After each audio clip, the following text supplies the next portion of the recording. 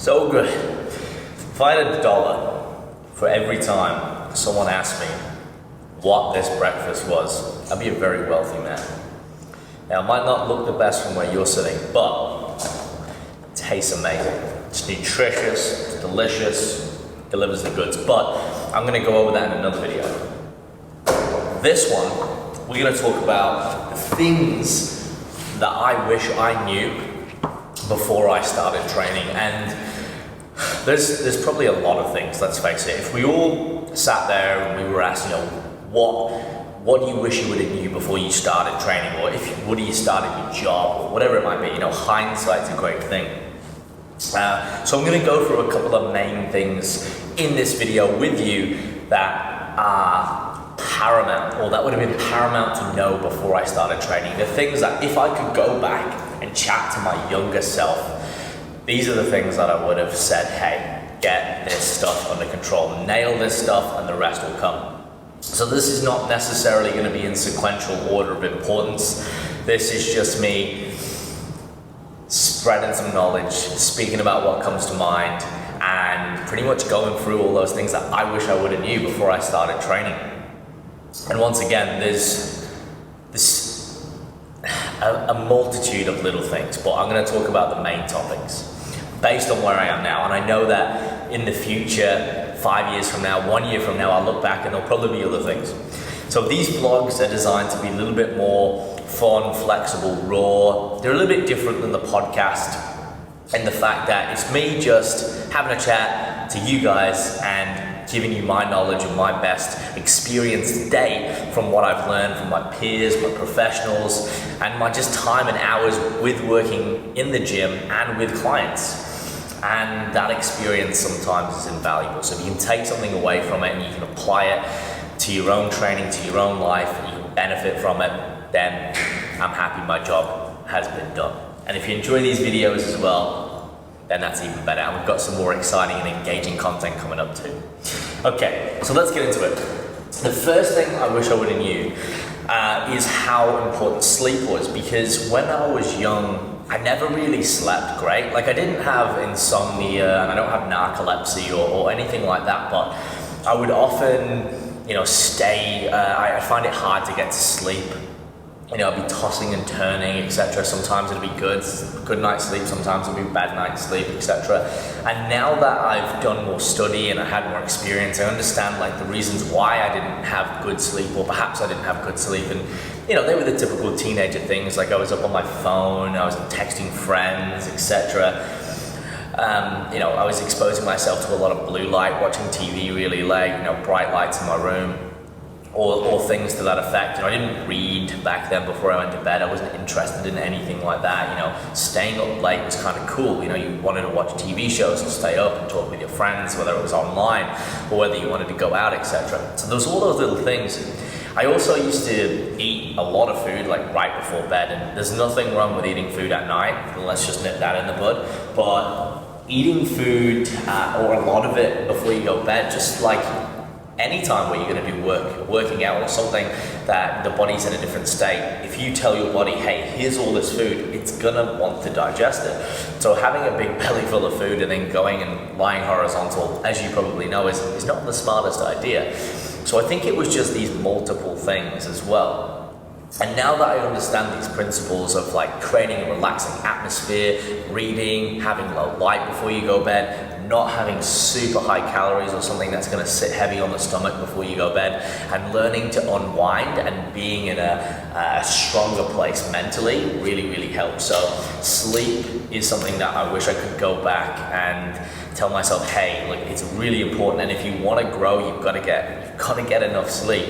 Not only for that, but just for absolutely everything else. And I know sleep's a bit of a theme lately with me and my clients. They know I've been banging on about it, but it's because it's so vital and so important. And the resource I've been reading is called Why We Sleep by Matthew Walker, and I will put that in the links below, purely based on the fact that he is one of the influential neuroscientists within the field of sleep who has compelling research and evidence of why we actually sleep, and it goes into a lot of the reasoning behind it, even as we move through like adolescence into adulthood, the different types of sleep, chronology, etc., and even things that you can't even comprehend of how sleep relate to, for example, the safety on the roads, productivity, economy. It will blow your mind. Single-handedly best book I've ever read. Check it out. The second thing that comes to mind, like broad topics, would be nutrition. So nutrition in terms of learning to eat enough food, but also learning about the importance of the macronutrients themselves. So the importance and the balance of protein, fat, and carbohydrates and fiber respectively. So when I was younger, like most of us, I just ate anything and everything, and sometimes I wouldn't eat enough food, or I wouldn't know what to eat. I'd be hungry and I'd sort of go for things perhaps that weren't the best. Side note, I was probably someone that ate a lot better as a child because my parents were into health and fitness, so they gave me good foods, but sometimes, I just wasn't eating enough of the right foods, or, like for example, lunch at school, right? A lot of kids will have like a sandwich, or they'll buy their lunch, where, having something like I'd have now, like say a rice dish or a Thai green curry or a Mexican bowl or some pasta, like I wouldn't think of having that. Like when you're a kid, you're like, that's dinner stuff. You'll gravitate towards sandwiches or whatever you're brought up within your culture, you'll go towards that. So I had a friend who was Malaysian, and he had probably the best lunches because every day he would have like rice, he would have he had these buns, like the pork buns that his mum used to make, and he'd have like lean cuts of meat. And really looking back, we used to like wonder, like it was a bit weird, and he used to let us try some of the food, and it was like, oh, that's really nice. And we thought, oh, why didn't he have sandwiches? But looking back, that was brilliant. Like for someone who wants to build muscle, like having those really quality carbohydrates, the protein. He used to have some sort of vegetables as well, usually green vegetables in there. It was a really good complete meal. And sometimes peanut butter on whole grain bread with jam isn't gonna cut it. Although, great for a pre-workout snack.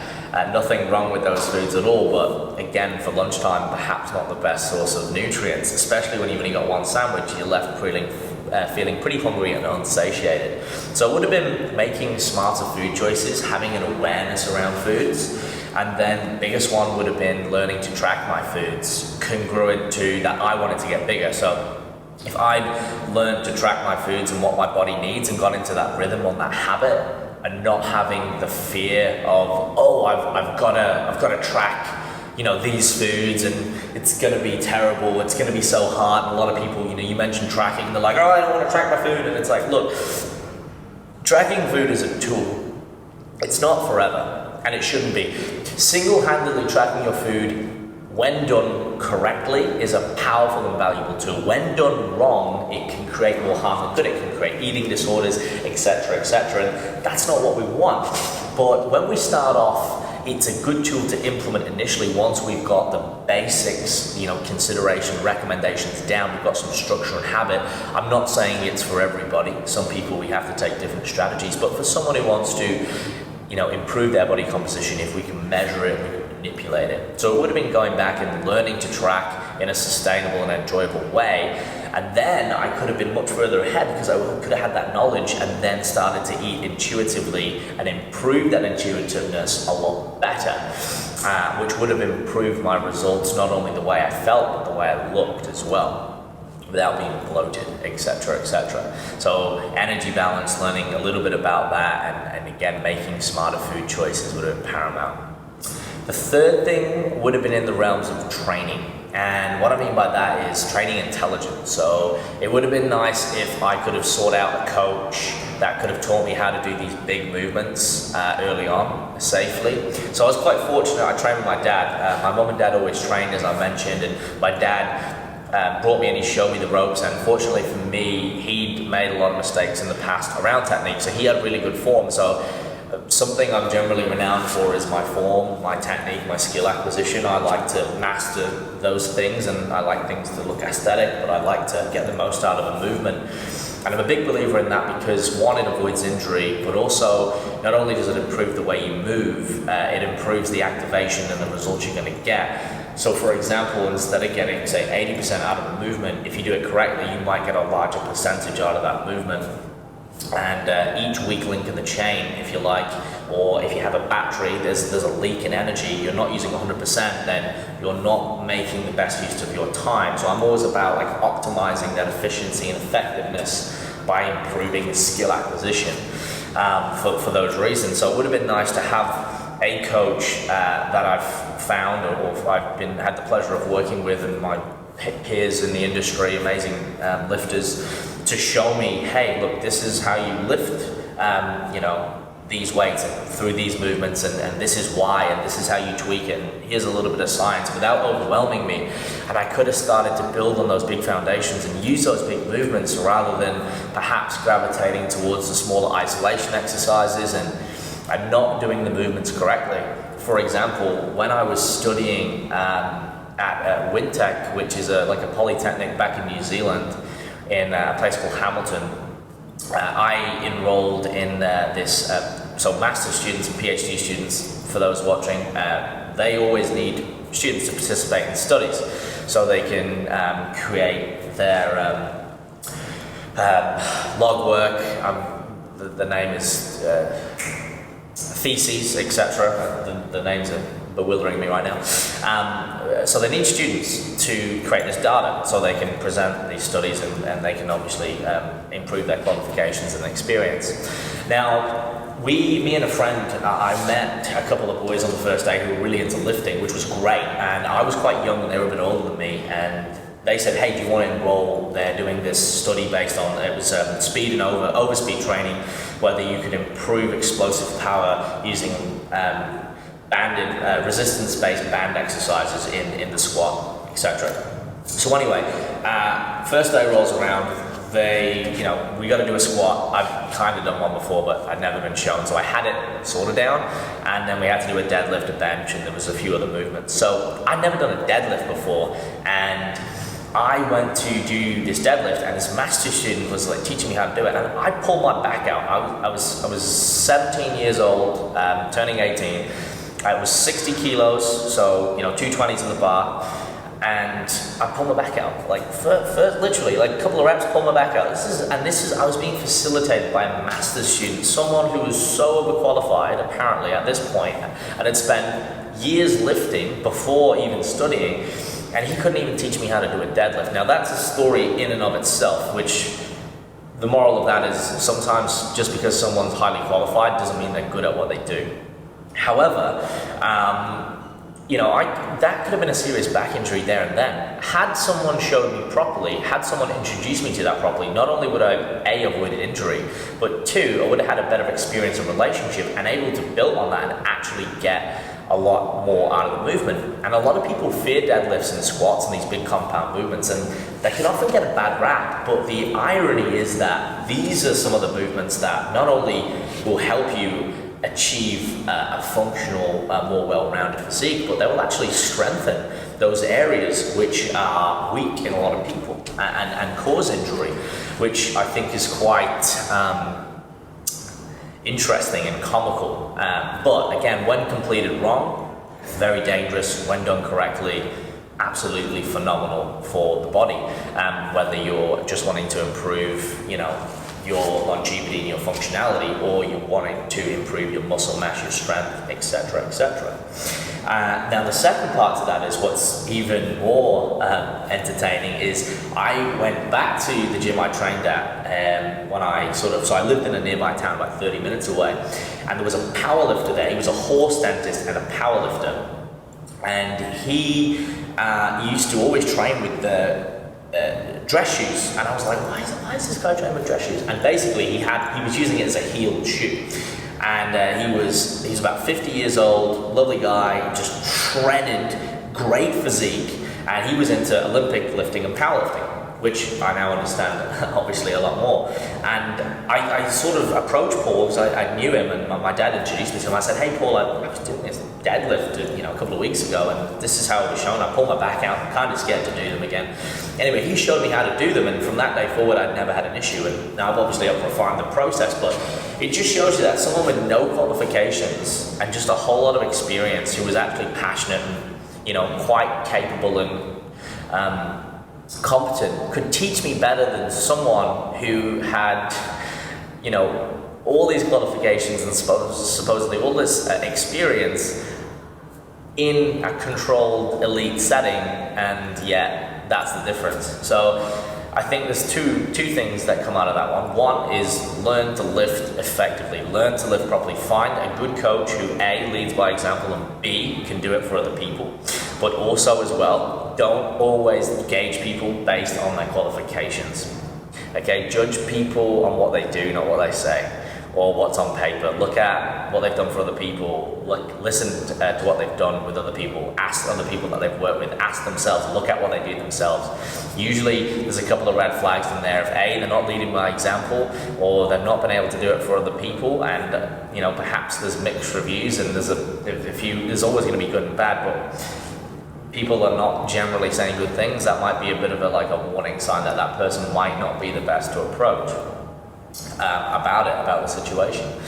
So I can't stress how important those learnings were for me, and even again, just learning to do things properly. So yeah, training is a massive one, guys. If you can master your craft, if you want to get bigger, you want to get stronger, learn to do these compound movements right. They are not necessary, but they are advantageous. If you want to build maximal strength and maximal muscle, learn how to do them. And they cross over to everything as well, even in your accessory lifts and your isolation lifts. A lot of the principles and the way you manipulate your body are going to cross over. If you can do these compound lifts, you'll be able to do many more, a lot more competently. And had I done that, I would have achieved a level of physique a lot sooner than I did, which would have been idealistic. The last thing, there's a lot, and I think we'll have to do a part 2, because I know this video is getting a bit long and I want to keep these like 10 to 15 minutes, is similar to the training, but it would have been to get a good coach, get my mentor or a coach, someone who I could have aligned myself with, and that could have took me under their wing and taught me how to do what I wanted to do based on what they'd already done. So finding someone that has already achieved what you want and learning from them, and again, a legitimate person, peer, professional, athlete, whatever it might be, whatever industry you're in, because that would have allowed me to not only learn a lot more, but it would have fast forwarded my success. Now, I had a few people like that in the way of my father and the Tony, who was my first employer at the gym I had, but I never really had someone that had that conversation with, or had that real accountability with, that had that outside perspective that I would have listened to, because it's obviously different with your parents. That would have been invaluable. Someone to keep me accountable, guide me, and learn from, and take that information and learn from all their mistakes. It would have propelled me so much further. And I always say that anyone now, if you want to get good at anything, whether it's graphic design, whether it's wedding planning, whether it's marketing, whether it's lifting weights, find people who are very good at what they do. Find the legitimate professionals and reach out to them. You might have to swap services, you might have to pay them, you might do something for them, trade your time, but it is worth it. If you can reach out, good people are out there and they're willing to give you that time, it is invaluable. It will propel you forward in ways you can't imagine, because you can take the 20% of that potent knowledge, the 80-20 rule again, and you can apply that to your life, and it will just put you straight away streets ahead. Absolutely streets ahead. And I could talk about that for a long time. So they would be the main 3 to 4 things that I wish I knew before I started training. There's a lot more, guys. I think I'm gonna make a part 2 on this. Let me know if you like this video. As always, give it a like. Make sure you subscribe, guys, because there's regular uploads every week. And if this video helped you, share it with someone. Share it with someone that you think it'll help them as well, because at the end of the day, for me, as I always mention, I just want to share good knowledge and help people. Like I'm just passionate about what I do, right? I like lifting weights, I love health, I'm fascinated with the human body and improving it and living a life that is anything but average, you know, extraordinary. And if I can help other people do that, then for me, I'm happy. If you've got any questions or you want to see something specifically, or you've got any questions about these topics, and perhaps you're in a position where you're new to training, or you know you've just started and you're younger, reach out, ask me a question. I'm always happy to help, and I'll always get back to you as soon as I can. And also it might be some more content, some more questions that I can address in later videos anyway.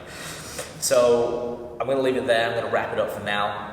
As always, guys, thank you for watching again. Like, subscribe, share. I will see you next week for the next one. And if you're on the podcast too, make sure you check out, because there's weekly episodes that I've just launched, and a couple of upcoming skill acquisition masterclasses here at EMF Robina. I'm in the altitude room right now, so I've been like training, or I've been talking to you technically. So apparently I'm going to be like heaps fitter now and way more jacked because my aerobic capacity has been improved.